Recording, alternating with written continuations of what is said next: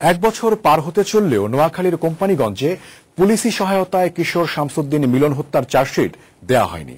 তবে অভিযুক্ত পুলিশ সদস্যরা ঠিকই তাদের কর্মস্থলে আবার যোগ দিয়েছেন।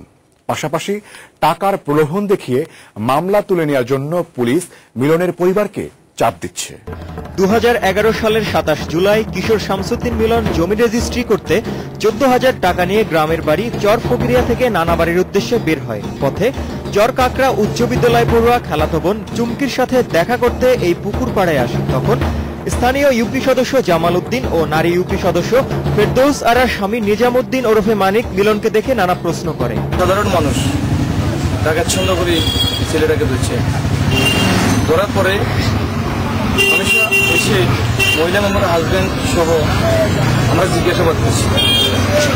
সে তথ্য অনুযায়ী সে বলছে আমার দূরকে আমি আমরা করছি তোমার এখানে আছে কিনা। সে বলছে অনেকক্ষণ পরে সে বলছে যে একটা মেয়ে এর খালতো বোন। আমরা বলছি কি করে এটেপ করতেছে। মেয়েরা আনার পরে আমরা জিজ্ঞেস করছি, মেয়ে বলছে দুঃসমরে খালতো ভাই।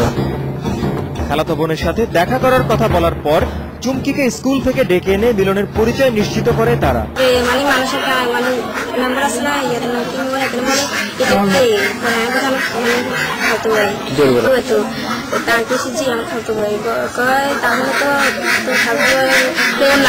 কিন্তু এরপর ইউপি সদস্যরা মারধর করে কোম্পানিগঞ্জ থানার তৎকালীন এএসআই আকরাম শেখ ও 2 কনস্টেবলের হেফাজতে পুলিশের একটি পিকআপ ভ্যানে তুলে দেয়।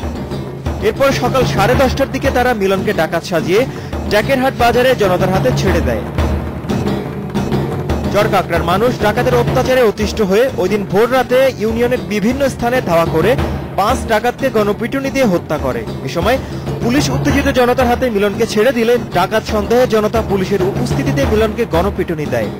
জনরোষের শিকার হয়ে এক পর্যায়ে মৃত্যুর কোলে ঢলে পড়ে কিশোর মিলন। মিলনের মৃত্যু নিশ্চিত হলে স্থানীয়রা মিলনের মরদেহ পুলিশের ভ্যানে তুলে দেয়। তবে এ ঘটনার মূল হোতা সেই ইউপি সদস্য যারা নিরপরাধ মিলনকে পুলিশের হাতে তুলে দিয়েছিল, তারা অবশ্য এর দায়ভার নিতে রাজি নয়। কিছু লোকজন বললো যে কালো ঢাকায় ধরা হয়েছে, একই দিকে আসা। আমি আগে গেলাম, আগে যাওয়ার পরে ওরা ওই ছেলেটাকে আমার সামনে নিয়ে আসলো।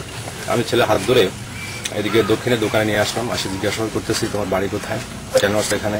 সাকাম আসলো আরো শিবে আসছে 2 জন গাড়ি নিয়ে, আমরা ওদের হাতে দিয়েছি। এমন রোমহর্ষক ঘটনা 6 আগস্ট সময় সংবাদে প্রচার হলে প্রশাসনের টনক নড়ে। পরে দায়িত্বে অবহেলা ও আইন শৃঙ্খলা রক্ষায় ব্যর্থ হওয়ায় তৎকালীন এএসআই আকরাম উদ্দিন শেখ, কনস্টেবল আব্দুর রহিম, হেমারঞ্জন চাকমা ও ওসি রফিকুল্লাহকে চাকরি থেকে সাময়িকভাবে বরখাস্ত করে তাদের বিরুদ্ধে বিচার বিভাগীয় মামলা দায়ের করা হয়। কিন্তু মিলন হত্যা মামলার চার্জশিট দাখিল হওয়ার আগেই বরখাস্তকৃত পুলিশ সদস্যরা আবারও চাকরিতে বহাল হয়। পাশাপাশি মামলার তদন্ত করা ডিবি পুলিশের ওসি বেলাল মামলা তুলে নিতে মিলনের পরিবারকে চাপ দিচ্ছে। এ ব্যাপারে কথা বলতে নোয়াখালীর পুলিশ সুপারের কাছে গেলে চাপ দেওয়ার বিষয়টি তিনি অস্বীকার করেন।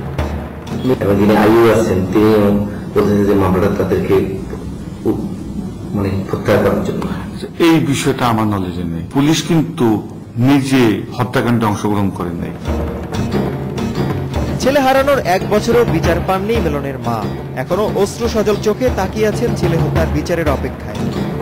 পুলিশরা কইতে আছে যে একটা আপনার ছেলে মারা গেছে, আপনি কি কেস ধরে রাখলে কি আপনি কি আপনার ছেলে পাবেননি? আমরা যা টাকা দিয়ে টাকা লই যান। আমরা নিরীহ ফ্যামিলি, আমরা খুব চলতেন খাইতেন, এ টাকা দিয়ে আমরা কিছু করি খান। আমার সন্তান মতো কারোর সন্তানের এভাবে যেন পুলিশ না মারে। এখন চাই আমার ভিতরে সুস্থ বিচারক। এদিকে মিলনের আইনজীবী মামলা তদন্ত নিয়ে আশঙ্কা প্রকাশ করেন। দীর্ঘ 1 বছর হওয়ার পর মামলা চার্জশিট প্রদান করা হয় নাই এবং সংশ্লিষ্ট আসামি এসআই আকরাম হোসেন এবং সংশ্লিষ্ট থানার ওসি বর্তমানে চাকরিরত অবস্থায় আছে। আমি সন্দেহান এই মামলা তদন্তে সঠিক তদন্ত অথবা শাস্তির আসে কিনা। একই মত স্থানীয় মানবাধিকার কর্মীদের। যারা প্রভাবশালী লোক তাদের মাধ্যমে আসামিদের পক্ষ হয়ে যে তার কাছে মামলাটা নিষ্পত্তি করে তুলে নেওয়ার জন্য চাপ দিয়েছে। এটা মিলনের মা জানাইছে। এদিকে নিরপরাধ কিশোর মিলন হত্যার সাথে জড়িতদের বিচার দাবি করছেন এলাকাবাসীও।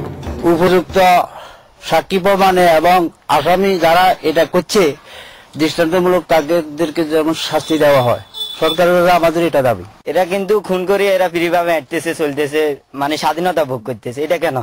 প্রধানমন্ত্রীর কাছে, স্বরাষ্ট্রমন্ত্রীর কাছে এটা ন্যায় বিচারটা সবাই কামনা করবো, আমিও করি।